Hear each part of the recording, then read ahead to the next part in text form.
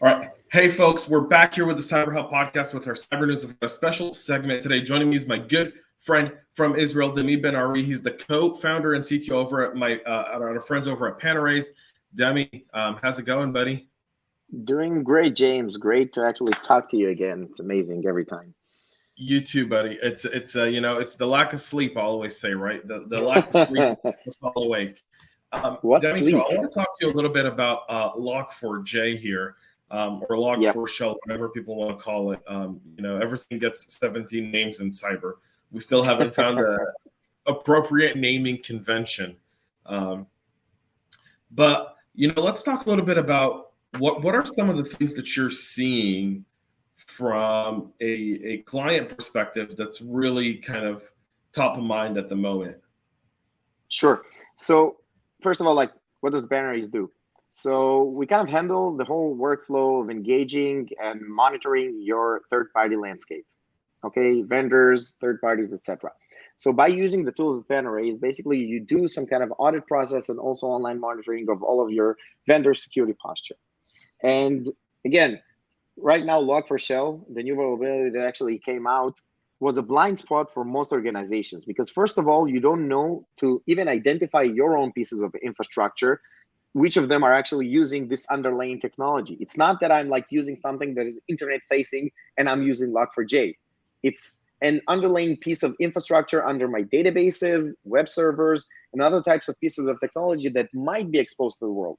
So even understanding the initial hit, wait, am I exposed as a company? And it doesn't really matter if you're a 100-person company or 100,000 type of amount of people company. Basically, think of it that everybody has that blind spot. Then going the next phase, okay? And right now, understanding who among your third parties that are processing your confidential information have that vulnerability. And I'm not even talking about understanding if they were compromised, which is the other next hard question. And by that, you kind of understand that the whole gone crazy right now because people are trying to, first of all, identify if they're vulnerable, then notify everybody that they might not be or might be, and then understanding your aggregate supply chain and if it is exposed to that vulnerability, and then if it's compromised. So by that, without full automation around the process, it's practically impossible. And you need to do some kind of risk mitigation actions around that. Yeah, it's very hard to risk mitigate what you don't know exists. It's also very hard to mitigate what you don't have a right to inspect in most cases, right? We know that the way that we manage vendors is very antiquated and doesn't really meet the challenges that we face today. So it's very hard. So what are some ways you think some organizations should be defending against this today and managing this situation? Because it's a very stressful one for many people, right? So where do you start? What are some of your best practices around managing this? Yeah, so it really depends on the type of organizations that actually tries to tackle this challenge, I would say, okay?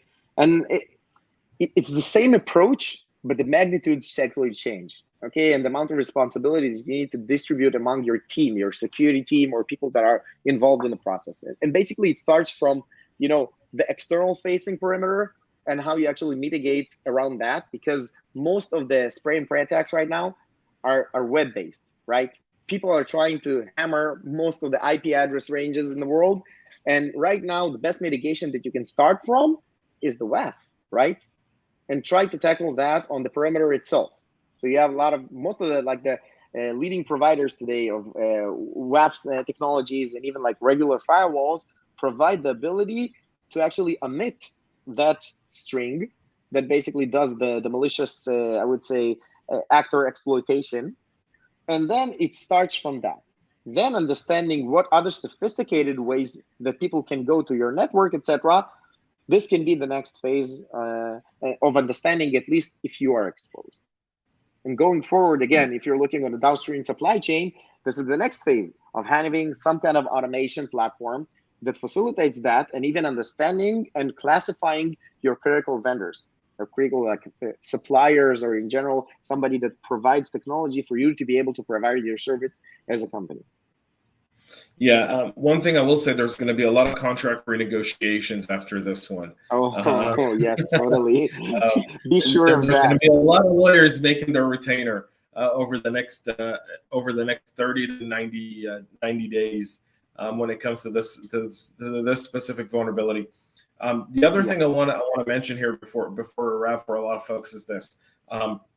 This is a pre-authentication vulnerability, that meaning they don't even need to have access to your environment to be able to take advantage of it. All they need to do is just say, oh, you use this Apache piece in your code anywhere, and they can take advantage of it. It's so simple. I think even a 5-year-old could do it while playing Minecraft.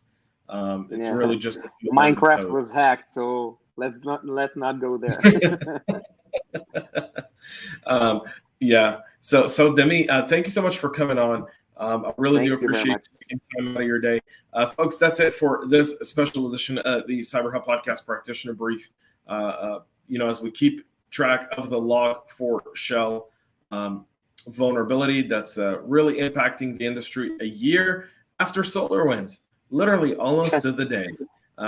Wait a sec, Christmas is coming.